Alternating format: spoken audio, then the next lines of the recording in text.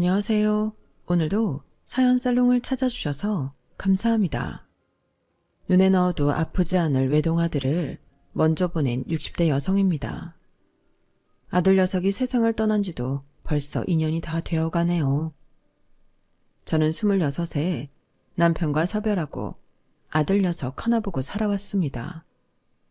그런데 박복한 내 인생은 하나뿐인 아들 녀석마저 먼저 하늘로 데려가더군요. 영정사진 속 환하게 웃고 있는 아들 녀석을 보니 가슴이 갈갈이 찢기는 기분이었습니다. 더는 살 자신이 없더라고요. 그래도 모진 목숨을 버리지 못하고 붙잡고 있었던 건 딸 같은 며느리와 손녀, 손자 때문이었습니다. 하루아침에 가장을 잃고 길바닥에 나앉게 된 애들을 보니 내가 이렇게 넋놓고 있으면 안 되겠다는 생각이 들었거든요. 그래서 없는 힘까지 짜내서 자리를 털고 일어났는데 글쎄 며느리가 자식 새끼들도 버리고 재혼을 한다지 뭡니까. 그 말을 듣는데 억장이 무너지는 것 같더라고요. 아무리 남자한테 미쳐서 눈이 뒤집혀져도 그렇지 제 속으로 낳은 새끼들까지 버리고 이럴 수 있냐고 악을 쓰고 반대를 했는데도 끝내 옷가방 하나 들고 쌩하니 집을 나가더군요. 독한 년, 벼락 맞아 되져라. 속으로 얼마나 빌고 빌었나 몰라요. 그런데 집 나간 지 3년이 조금 안 된 어느 날 며느리가 다시 저를 찾아온 겁니다. 집 나갈 때 들고 갔던 가방을 그대로 든 채 말이죠. 그러면서 제게 그간의 이야기를 들려주는데 너무나도 기가 막힌 일이라 며느리를 끌어안고 한참을 울었답니다. 그럼 지금부터 우리 며느리가 사별한 지 3개월 만에 재혼해야 했던 눈물겨운 사연을 전해드릴게요. 저는 찢어지게 가난한 집에서 나고 자라서 가방끈이 짧았어요. 중학교도 겨우 졸업을 할 수 있었거든요. 제 또래 사람들의 견주어 봐도 학벌이 떨어지는 게 사실이었죠. 공부가 싫어서 고등학교에 진학을 안 한 건 아니었는데도 주변 시선은 그렇지 않더라고요. 요즘 세상에 중졸이 뭐니? 얘, 그 학벌로 무슨 일을 하겠다고 그래? 우리 가게는 최소한 고졸은 돼야 하니까 다른 데 알아봐.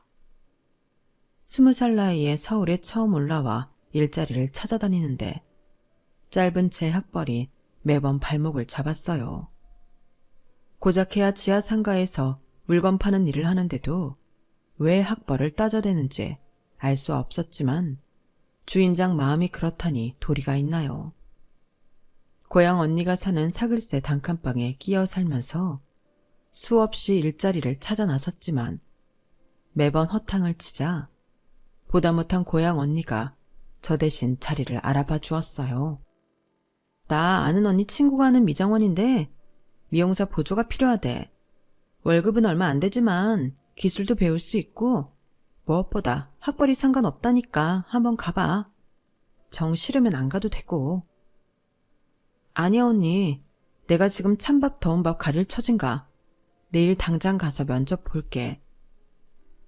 그렇게 찾아간 미장원은 생각보다 규모는 작았지만 손님이 끊이지 않는 곳이었어요.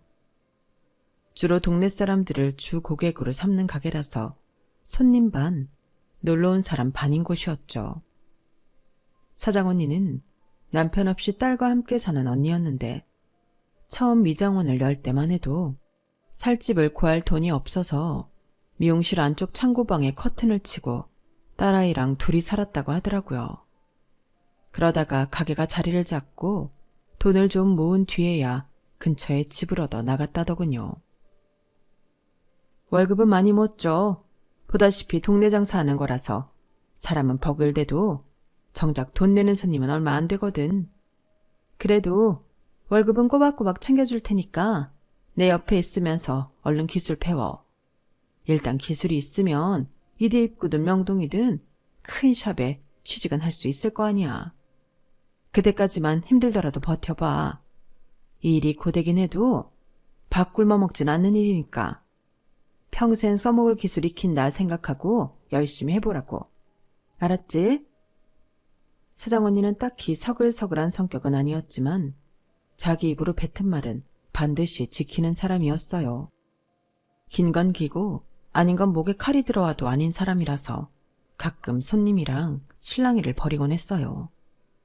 하지만 눈속임 없이 정직하게 장사하는 사람이라서 한번 인연을 맺은 손님은 먼 데로 이사를 간 뒤에도 1시간 이상 버스를 타고 올 정도로 단골이 꽤 있는 편이었죠. 게다가 일적으로는 깐깐하고 깔끔한 사람이라서 밑에서 일하는 저로서는 배울 것도 많은 사람이었어요. 물론 엄청 혼나면서 배우느라 울기도 많이 울었지만요.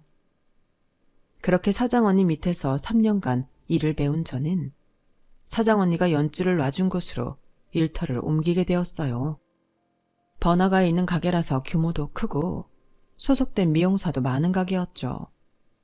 제 경우는 초보가 아니라서 이전보다 월급도 훨씬 많이 받을 수 있었어요. 제게는 당시 유행하는 신기술은 없었지만 이전 가게에서 사장 언니한테 기초부터 혹독하게 제대로 배운 덕에 기본 기술은 누구한테 뒤지지 않았어요. 게다가 남들한테 지기 싫어하는 제 성격 때문에 가장 일찍 출근해서 제일 늦게 퇴근을 했더니 사장님이 좋게 봐주셨나 봐요. 덕분에 금세 자리를 잡을 수 있었어요. 그 가게에서 5년 넘게 일을 하다가 좋은 자리가 나서 제 이름을 건 미용실을 열게 되었어요. 제가 서울에 상경한 지 8년 6개월 만이었죠. 비록 변두리에 위치한 작은 가게였지만 제게는 더없이 소중한 가게였어요. 인테리어 비용을 아낀다고 제 손으로 직접 페인트 칠을 하고 그동안 쌓은 인맥을 활용해 의자며 선반, 미용 재료들을 중고로 헐값에 장만할 수 있었어요. 명동에 있는 유명 미용실에서도 일을 했지만 시작은 동네 미장원이었던 덕에 동네 아주머니들과 친분을 쌓는 건 그리 어렵지 않았어요. 저렴한 가격에 눈속임 없이 정직하게 장사를 했더니 1년도 안 돼서 단골도 꽤 생기더라고요. 처음 일을 배운 미장원 사장 언니의 가르침이 헛되지 않았던 거예요. 미용실에서 먹고 자고 하며 3년을 지낸 저는 드디어 살 집을 마련하게 됐어요. 이제 좀 사람답게 살게 된 거죠. 그런데 그러던 중에 동네 아주머니 한 분이 제 중심을 서겠다고 나선 거예요. 자기 남편이랑 같은 회사에 다니는 사람인데 성격도 좋고 사람이 참 괜찮다면서 한번 만나보라더군요. 언제까지 혼자 살 거야? 미용실도 이만하면 자리 잡았겠다. 더 늦기 전에 시집 가야지. 집에서는 결혼하라고 안 해? 웬걸요. 명절에 갈 때마다 온 집안 식구들이 결혼하라고 성하죠. 그러니까 한번 만나봐. 이런 자리 또 없다. 몇 번을 거절하다가 에라 모르겠다 하는 심정으로 선자리에 나갔어요. 아주머니 말대로 인물도 좋고 성격도 꽤 좋아 보이더라고요. 저만 좋다면 자기는 앞으로 잘해보고 싶다며 꽤나 적극적으로 나오더군요. 그렇게 둘이 한참을 커피잔을 앞에 놓고 이런저런 얘기를 하는데 갑자기 난처한 질문을 하는 거예요. 그럼 명희 씨는 고등학교 졸업하고 서울로 올라온 거예요? 별거 아닌 질문이었지만 학벌에 대한 자격지심이 있던 저한테는 손이 떨릴 만큼 두려운 질문이었어요. 그래서 대답도 못하고 멍하게 있었는데 아, 고등학교는 서울에서 나왔나 보구나. 어느 고등학교 나왔어요? 저는 고등학교는 못 다녔어요. 집안 사정이 안 좋았거든요. 그러자 지금까지 우는 얼굴로 말도 잘하던 남자가 갑자기 표정이 굳어지더라고요. 그리고는 커피만 연달아 마시더니 착 가라앉은 목소리로 그만 일어나자고 하더군요. 그렇게 선자리를 마치고 집으로 돌아오는데 얼마나 서럽고 창피했나 몰라요. 그러게 이런 자리는 뭐하러 나와가지곤 이런 수모를 당하나 스스로 책망을 했어요. 다음날 가게로 찾아온 아주머니는 다짜고짜 제게 그러더라고요. 자기 고등학교 안 나왔어? 그럼 중졸이야? 난 또 고등학교 정도는 나온 줄 알았지. 내가 진작 물어보고 선자를 잡는 건데 실수했네. 아니, 그놈도 그렇지. 지가 대학 좀 나왔다고 학벌 가지고 사람 무시하고 말이야. 별로 좋은 대학도 아니면서. 사람 좋은 줄 알았더니 완전히 속물이야, 속물. 형편이 어려워서 못 다닌 거지. 누군 고등학교 안 다니고 싶어서 안 갔나? 그깟 학교 가지고 유세는. 실은 나 국민학교밖에 못 나왔어. 깡촌에서 밥 굽는 날이 허다한데 학교를 보내주나? 아, 자기도 주부학교 다녀보지 그래? 나도 우리 집 양반이 하도 못 배웠다고 타박해서 마포에 있는 주부학교 다녔잖아. 이래 봬도 고등학교 과정까지 배웠다고. 거기 가면 이런저런 사연 때문에 뒤늦게 공부 시작한 사람들 많아. 자기도 이참에 거기 한번 가봐라. 선생님들도 참 좋고 오랜만에 교실에 앉아서 공부하니까 참 좋더라고. 저처럼 배움에 대한 자격지심이 있었던 아주머니는 마치 자기 일처럼 직접 저를 데리고 주부학교까지 가주셨어요. 가서 상담을 받아보니 70이 넘은 할머니들도 공부하러 온다고 하더라고요. 고등학교 과정을 수료하면 졸업식도 열어준다는 말에 살짝 마음이 흔들렸어요. 그러자 같이 따라간 아주머니가 쐐기를 박으셨죠. 언제까지 학벌 때문에 고개 숙이고 살 거야? 이참에 고등학교 졸업장 따서 고개 빳빳이 들고 살면 되는데. 할 거지? 온 김에 아예 등록하고 가자. 확실히 결정을 못하고 우물쭈물 하던 저는 아주머니의 성화에 못 이겨 덜컥 접수를 하고 말았어요. 그렇게 10수년 만에 다시 교실에 앉게 된 저는 하루하루 새로운 세상을 사는 기분으로 열심히 공부를 했어요. 오전 시간에 수업을 받고 오후엔 미용실 문을 열고 일을 했죠. 손님이 없을 땐 단어장을 들고 영어 단어도 외우고 수학 공식도 외우면서 마치 대학 학력고사를 앞둔 학생처럼 맹렬히 공부를 했어요. 그러다 그곳에서 제 남편감을 만나게 되었죠. 저희 반 담임이자 수학 선생이던 남편은 나이 많은 학생들 사이에선 당시 한창 이름을 떨치던 가수 전영록보다 인기가 좋았어요. 학교에서 유일한 총각 선생이었으니까요. 저와 같은 반 아주머니들은 남편과 저를 이어주려고 혈안이 된 사람들처럼 툭 하면 자리를 만들어 우리 두 사람을 붙여 앉히곤 했어요. 둘 다 처녀총각인데 붙어 앉으면 좋잖아. 이참에 사제간의 여보 당신에도 좋고. 처음엔 그런 짓궂은 장난에 창피해서 얼굴을 붉히기도 했지만 무던하고 조용한 성격의 남편이 싫지 않았기 때문에 어느 순간부터는 은근히 남편 옆자리에 앉혀주기를 바라게 되었죠. 그래도 속으로는 그런 생각도 했어요. 이 사람은 대학까지 나온 사람인데 나 같은 여자가 마음에 들기는 할까? 아주머니들 등살에 분위기만 맞춰주는 거겠지. 그런 생각을 하면서도 내심 남편이 나를 봐주기를 바라기도 했어요.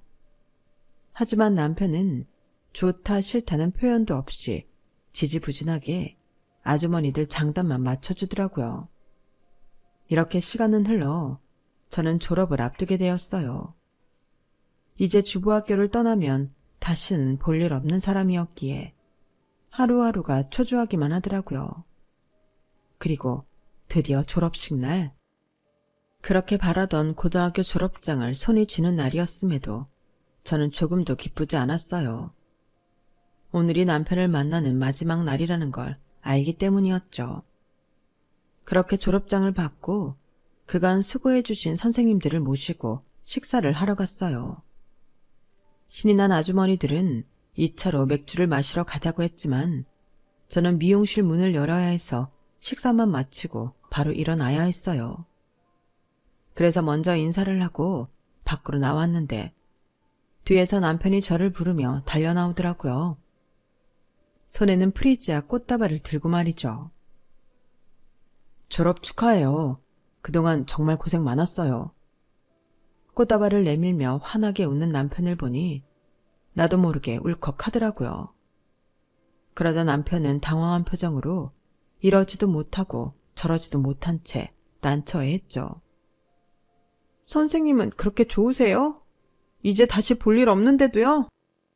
그러자 남편이 그러는 거예요. 왜 못 봐요? 난 앞으로 명희 씨가 하는 미용실에 머리하러 갈 생각인데? 아, 거기서 남자 머리는 안 하는구나. 그럼 남자친구 머리는 해주죠? 그러면서 제 얼굴을 빤히 보는 거예요. 처음엔 그 말이 무슨 뜻인지 몰라서 멀뚱히 바라만 보고 있었는데 이내 그러더라고요.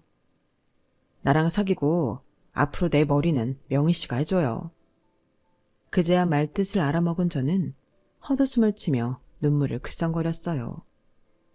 그렇게 사제지간에서 연인 사이가 된 우리는 1년 조금 넘게 연애를 하다가 결혼을 하게 됐어요.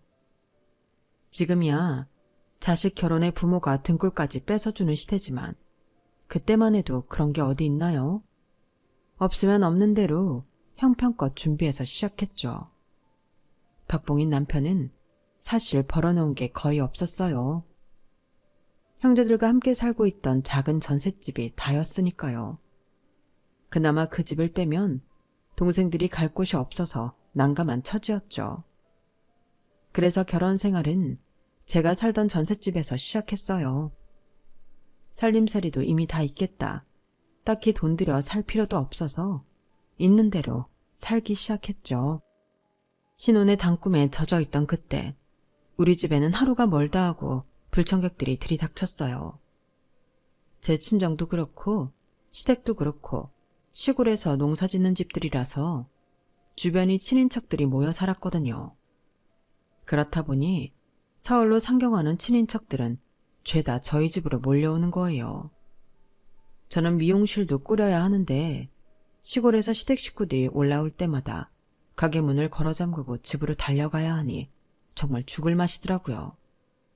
그렇다고 오지 말라고 할 수도 없고 벙어리 냉가슴만 앓고 있었죠. 그래도 생각해보면 그때가 좋았는지도 몰라요. 손 가는 것도 많고 신경 쓸 일도 많았지만 그래도 하루하루가 사람 사는 맛도 나고 좋았어요. 적어도 외로울 틈은 없었으니까요. 결혼하고 이듬해에 임신을 한 저는 만삭이 돼서도 일을 했어요. 제 일이 하루 손 놓으면 손님이 떨어지는 일이라 그렇기도 하고 아이를 낳고 나면 몸조리 하느라 얼마간 쉬어야 하는 데다가 앞으로 돈 들어갈 일이 천지기 때문에 조금이라도 더 벌어놓으려고 그런 거였죠. 물론 남편이 벌고는 있지만 선생봉급이 얼마나 되나요? 제가 버는 돈이 반의 반도 안 되는걸요. 그나마도 남편이 벌어오는 돈에서 일부분은 시댁으로 흘러들어가곤 했어요. 동생들 학비가 없다. 농사가 잘 안 돼서 다음에 농사 지을 종자 살 돈이 없다. 이리저리 많은 이유로 돈 보내달라는 소리를 하셨거든요. 장남이 남편은 그럴 때마다 자기 버스비까지 아껴가며 보내드렸어요. 저희 친정은 뭐 다른가요?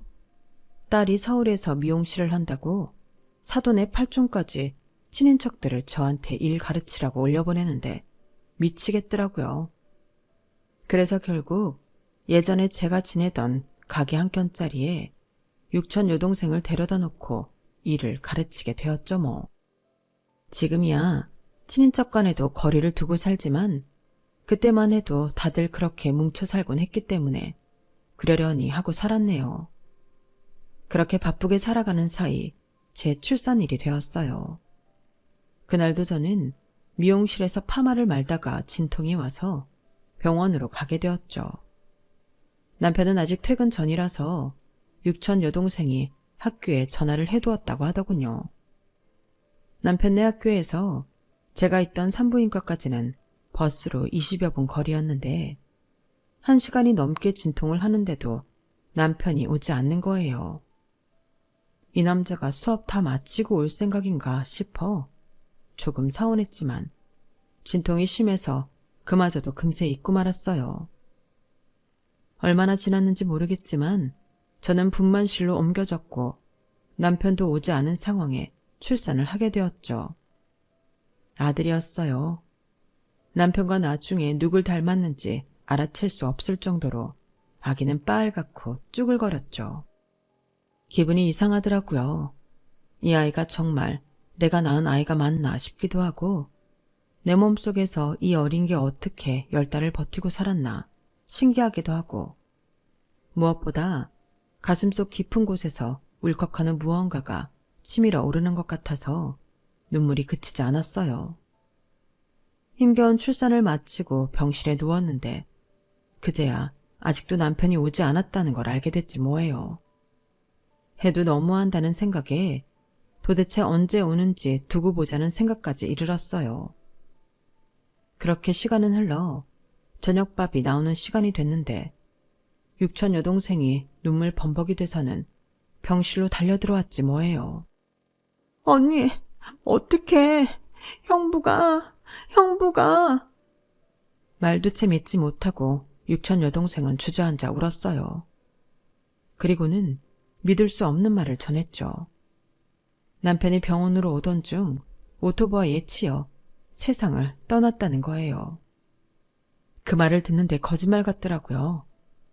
내 남편이 그렇게 쉽게 죽을 사람이 아니라고 애써 부정을 해보기도 했지만 몇 시간 뒤 찾아온 경찰의 말에 신락 같은 희망도 사라지고 말았어요. 세상에 태어나 축복을 받아야 할 내 아들은 이후 애비 잡아먹은 몹쓸 놈이 되어 시댁 식구들의 욕바지가 되었어요. 생떼 같은 자식을 잃은 시부모님 마음은 이해하지만 그렇다고 내 새끼를 욕하는 건 참을 수 없더라고요. 지금 이 순간 가장 슬프고 힘든 건 바로 나와 내 아들인데 왜 자기들이 우리 모자를 죄인 취급하는지 억울하고 원망스럽기만 하더라고요. 남편의 장례가 끝난 뒤로 시댁과는 연을 끊게 되었어요. 밥도 목구멍으로 안 넘어가고 온몸에 힘이 쭉 빠진 채로 시체처럼 누워 지냈어요. 그 와중에 육촌 여동생은 애 젖을 물려야 하니 미역국이라도 먹으라며 매 끼니 때마다 밥상을 차려다 주더군요. 미역국을 내려다보면서 아이고 뭐고 남편 따라 저 세상으로 갈까 하는 생각이 들더군요. 어미 마음은 이런데도 어린 아들은 어떻게든 먹고 살겠다고 제 가슴을 부여잡고 젖을 빠는데 그 모습이 이기적으로 보이면서도 한편으론 가엾게 느껴졌어요. 이 어린 게 앞으로 아빠도 없이 살아야 하는데 지처지를 알기는 알까? 네 잘못이 아닌데도 평생 애비 잡아먹은 자식이랑 꼬리표를 달고 살아야 하는데 가슴은 또 얼마나 아플까? 이런저런 생각을 하는데 젖을 먹고 배가 부른 아들이 저를 보고 싱긋 웃더라고요. 그 웃음에 나도 모르게 입가에 미소가 번졌어요. 그래, 어린 너도 살겠다고 힘을 내는데 어미인 내가 이러고 있으면 안 되지. 남편이 남겨준 내 새끼 어떻게든 남부럽지 않게 키워서 나중에 저승에 가서도 남편한테 큰 소리 쳐야겠다 싶더군요. 결국 저를 일으켜 세운 건 갓 태어난 내 아들이었어요. 처음 육촌 여동생을 데리고 있으라는 친정 아빠의 말을 들었을 땐 왜 나한테 이런 짐을 떠넘기나 싶었는데 남편이 떠나고 홀로 아이를 키우다 보니 육촌 동생마저 곁에 없었으면 어쩔 뻔했나 싶더라고요. 남편 상을 치르고도 먹고 살기 위해 미용실 문을 열어야 했던 저는 아이를 데리고 가게에 나와야 했어요. 손님을 보고 있을 때는 육촌 동생이 저 대신 아들을 업고 잠을 재우곤 했죠. 육촌 여동생은 우리 아들이 국민학교에 입학할 때까지 저와 함께 살았어요. 진작 더 큰 미용실로 옮겨도 됐었지만 저 혼자 애 키우고 사는 게 걱정된다며 끝까지 곁을 지켜주더군요. 아들 녀석은 죽은 채 아빠를 본 적도 없으면서 밥 먹을 때 모습이나 성격까지 쏙 빼닮았더라고요. 시도둑질은 못한다더니 신기하게 아들의 모습에서 남편이 보이곤 했어요. 아빠 없이 자라는 게 어린 아들한테도 힘겨운 일이었을 텐데도 아들 녀석은 단 한 번도 불평을 하거나 원망을 하지 않았어요. 그때만 해도 집에서 목욕을 하기 힘들었기 때문에 주말마다 대중 목욕탕을 다니곤 했는데 어릴 땐 아들을 여탕에 함께 데리고 다녔지만 국민학교에 들어간 뒤로는 눈치가 보여서 그럴 수가 없더라고요. 그래서 아들 혼자 남탕에 보내놓으면 제대로 때를 못 밀어서 아쉬울 때가 많았어요.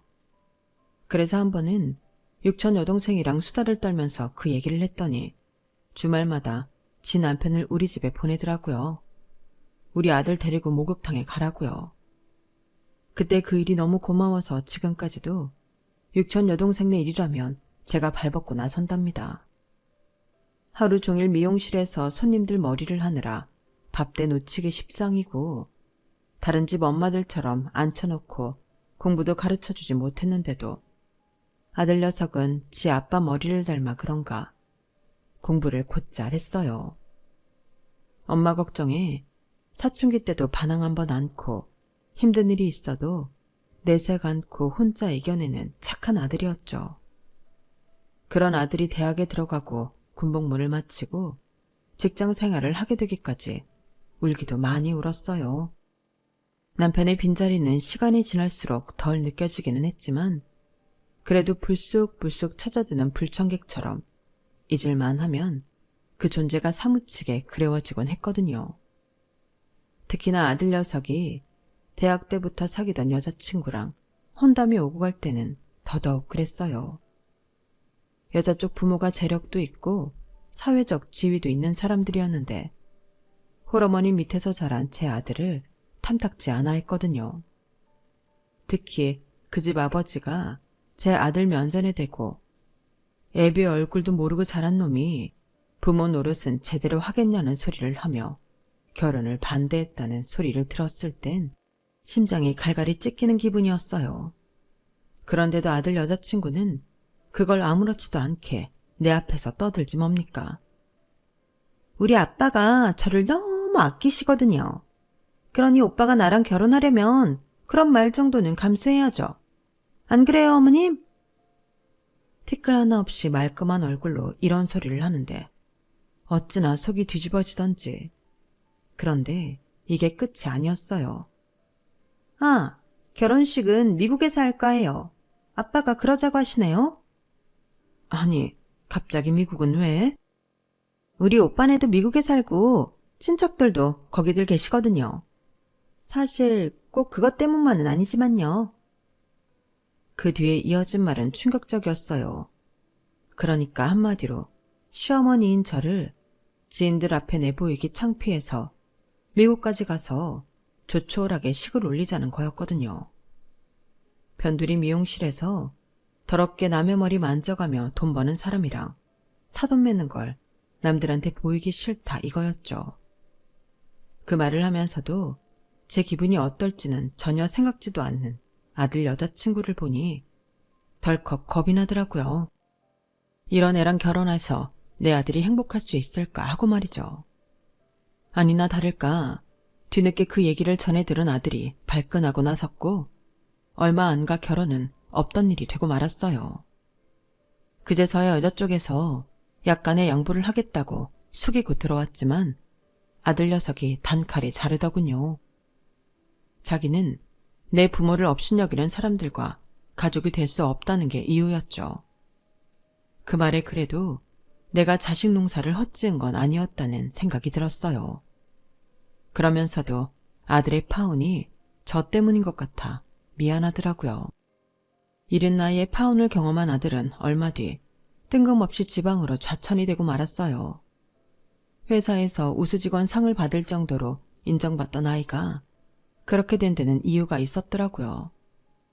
회사 간부 중 하나가 파혼한 여자친구 큰아버지였다나 봐요. 파혼 이후 대놓고 제 아들을 괴롭혔던 모양인데 그러다 지방으로 좌천까지 보내버린 거였죠. 아들은 제가 걱정할까봐 그 사실을 숨겼고요. 저는 그걸 한참 후에나 알았네요. 그 얘기를 들었을 때 엄마라는 사람이 변변치 못해서 내 아들 인생까지 망가뜨린 것 같아 억장이 무너지는 것 같았어요. 지방으로 내려간 아들은 새로운 환경에 적응하기도 힘들 텐데 매주 서울집에 올라와 집안 살림을 돌봐주었어요.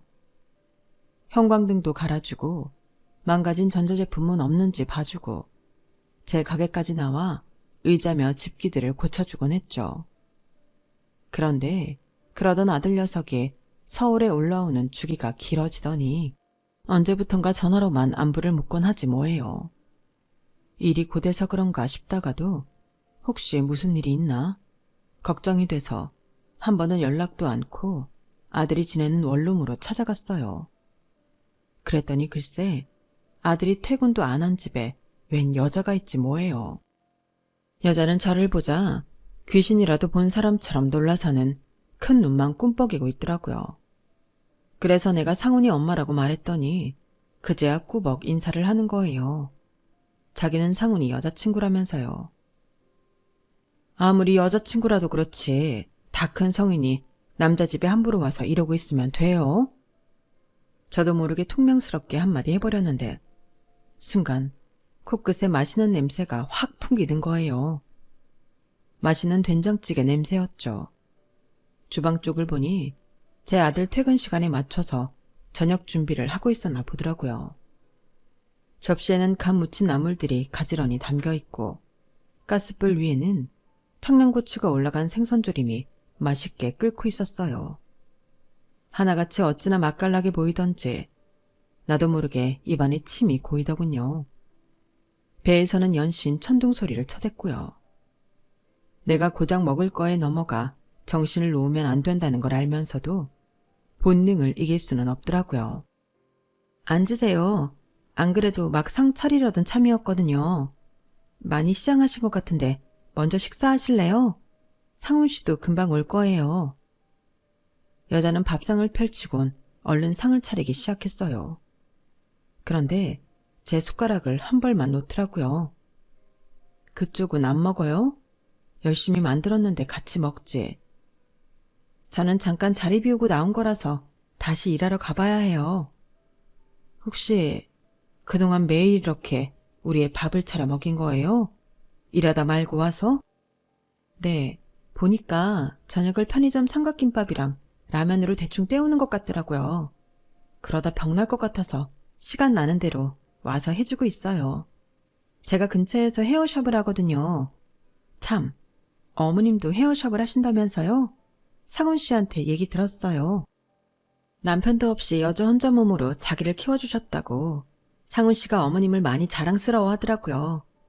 가끔은 셈이 날 정도로 어머님 자랑을 한다니까요.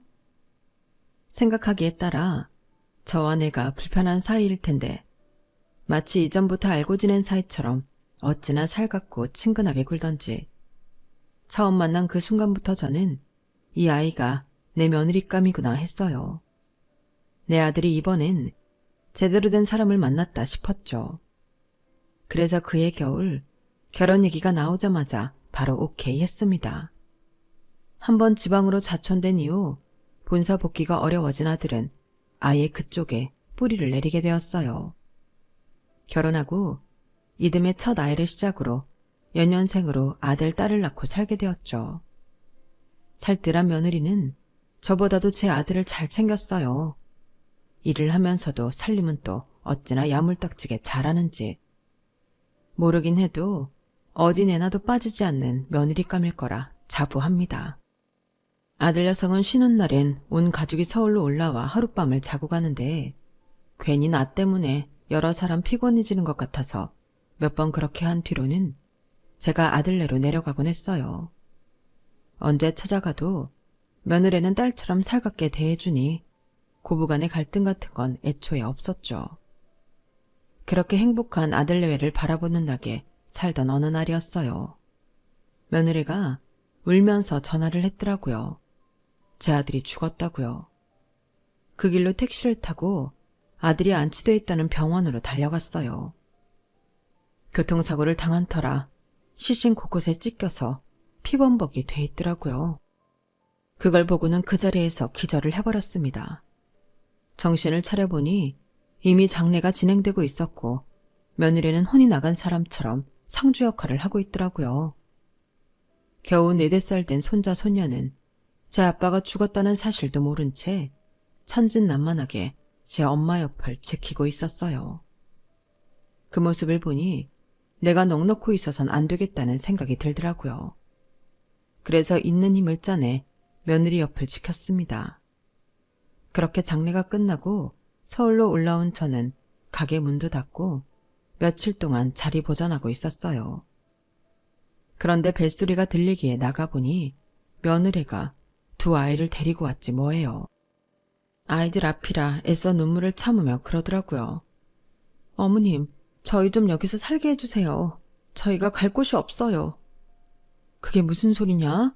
니들 집이랑 가게는 어쩌고 갈 데가 없어? 그제야 며느리는 참았던 눈물을 뚝뚝 흘리며 자초지종을 얘기해 주었어요. 우리 아들이 회사를 그만두고 사업을 시작하려고 집이며 가게를 담보로 여기저기서 대출을 받았는데 동업자 놈이 홀라당 들고 도망쳤다는 거예요. 장례식이 끝나자마자 채권자들이 들이닥쳤고 옷까지만 겨우 챙겨 나왔다고 하더군요. 아들 죽은 지 얼마나 됐다고 이런 기가 막힌 상황이 벌어지나 싶어 주먹으로 가슴을 팍팍 치며 한참을 울었습니다. 그래, 잘 왔다. 그래도 내가 살아있길 잘했나 보다. 내 새끼들 살터전은 마련해 줄 수 있으니 앞으론 아무 걱정 말고 나랑 살자. 그렇게 며느리와 손주들을 데리고 살게 된 저는 더는 자리 보존하고 있을 수가 없었어요. 내 아들이 남긴 자식들을 내 손으로 키워야 했으니까요. 제가 가게 문을 연 사이 며느리는 아이들이 다닐 어린이집을 알아보고는 일자리를 찾겠다고 나섰어요. 혼자 그 큰 집에 남아있었다면 죽은 아들 생각해서 헤어나기 힘들었겠지만 그래도 며느리랑 손자 손녀가 함께 있으니 그런 대로 참고 살겠다는 생각이 들었어요. 그런데 아들 장례를 치른 지 3개월 만에 며느리가 대뜸 재혼을 하겠다고 그러지 뭡니까? 어머님, 저요 기왕 새 출발하는 거 깨끗하게 시작하고 싶어요. 애들도 이 집 성씨니까 어머님이 맡아서 키우세요. 아니, 그게 무슨 소리냐?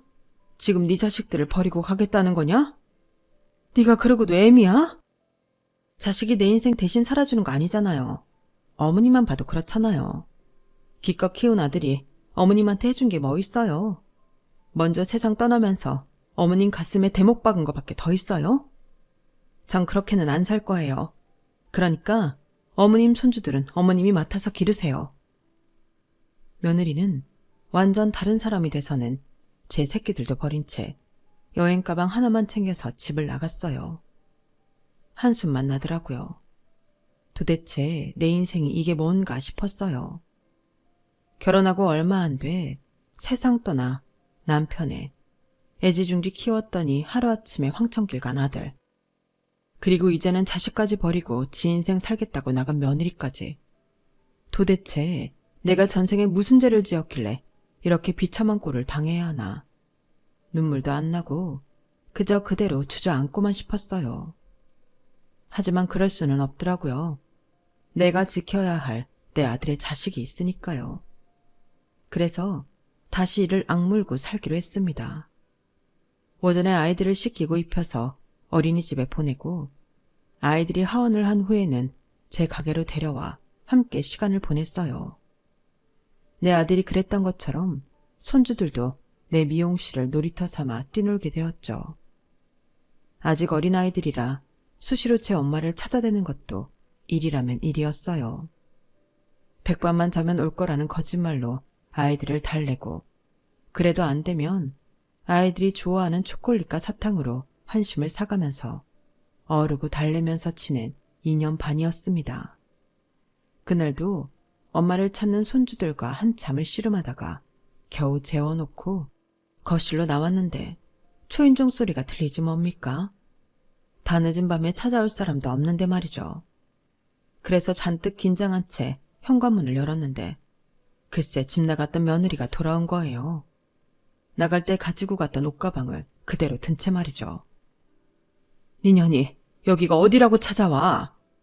불같이 화를 내며 며느리한테 쏘아붙였더니 며느리가 눈물을 글썽이며 저를 끌어안기 뭡니까? 이건 또 뭐하는 짓인가 싶어 밀어내려는데 그러는 거예요. 어머님, 이제 다 끝났어요. 내 남편 죽게 만든 그놈 제 손으로 부셔버렸어요. 이제 우리 그이도 편히 눈 감을 거예요. 그렇게 시작된 며느리의 얘기는 날이 새도록 이어졌어요. 알고 보니 며느리는 자기 살 길 찾아 나간 게 아니라 제 남편을 속여서 돈을 뺏고 죽음까지 몰고 간 사기꾼 놈한테 찾아가 그놈을 꿰어냈더라고요. 어떤 감언이설로 그놈을 홀렸는지는 세세히 물을 수는 없었지만 본처와 이혼까지 시켰다는 말을 듣고는 어안이 벙벙해졌어요. 그런데 그게 끝이 아니더라고요. 내 아들처럼 그놈한테 사기를 당한 사람들을 모아 도박판까지 벌였더라고요. 십시일반 모은 돈으로 타짜를 사서 도박판을 벌이고 반년에 걸쳐 그놈 돈을 야금야금 빼냈다나요? 처음엔 큰 돈을 따게 해주면서 요령껏 밀고 당기기를 했더니 그 사기꾼 놈이 홀라당 넘어오더래요. 그리고는 마지막으로 악덕 하우스 업장에 끌고 가 남은 전 재산을 탈탈 털어먹고는 업장에서 거액의 돈까지 빌리게 하고선 알거지로 만들었대요. 그래서 그놈은 지금 어딨냐? 악덕 하우스 업장에서 수억을 빌렸으니 온전히 살 수 있겠어요? 고깃배에 팔려갔든 장기를 털리게 됐든 둘 중 하나겠죠. 전요, 그놈이 하나도 안 불쌍해요. 그놈 때문에 우리 그이는 목숨까지 잃었잖아요. 저희 집뿐만 아니라 그놈 손에 전 재산 잃고 가족들까지 길바닥에 나앉은 집이 한둘인 줄 아세요? 그런 놈은요, 경찰에 넘기는 것도 아까워요. 재판 받아봤자 돈도 못 찾고 기껏해야 몇 년형 받고 다시 나올 텐데 그 꼴을 어떻게 봐요? 며느리가 애꿎은 남의 가정까지 깨놓은 건 차후 사기꾼 놈의 아내와 자식들한테 해가 가지 않게 하기 위해서였다고 하더군요. 그래서 이혼할 때 위자료와 양육비로 넉넉히 주게 했다고요. 그리고 그놈한테 따낸 돈은 사기 피해자들과 나눠 가졌다고 했어요. 잃은 재산을 온전히 다 회수하지는 못했지만 상당한 금액을 돌려받아 왔더라고요. 그 얘기를 다 듣고 며느리를 보는데 이 애가 내가 알던 착하고 순수한 며느리가 맞나 싶더라고요. 어머님, 전요, 우리 그이 절대 못 잊어요. 부모 형제도 없고 배운 것도 없는 나를 온전한 사람 대접해준 사람은 이 세상에 우리 그이 한 사람밖에 없었어요. 그런 사람 목숨을 앗아간 놈인데 내가 무슨 짓을 해서라도 복수해야 하는 거잖아요.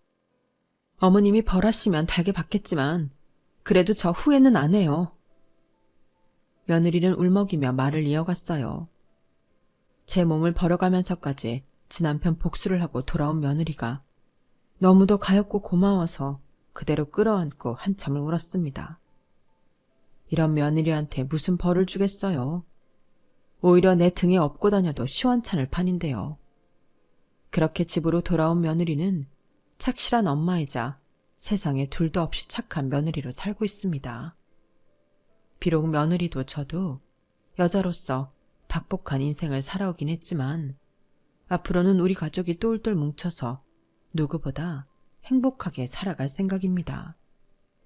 그래야 하늘로 먼저 간 제 남편과 아들도 더는 걱정 않고 마음을 놓을 것 같거든요. 저희가 행복해야죠. 지금까지 제 사연을 들어주셔서 감사합니다. 여러분의 가정에도 안녕과 행복이 가득하길 바랍니다.